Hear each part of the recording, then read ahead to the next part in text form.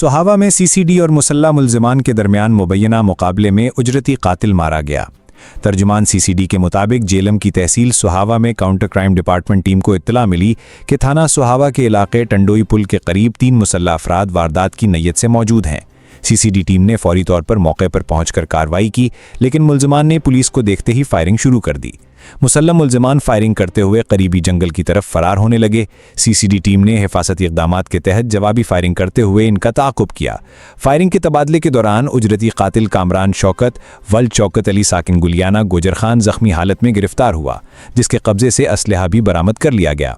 जख्मी मुल्जिम को फौरी तौर पर तहसील हेडक्वार्टर अस्पताल सुहावा मुंतकिल किया गया, जहां वो जख्मों की ताब ना लाते हुए दम तोड़ गया।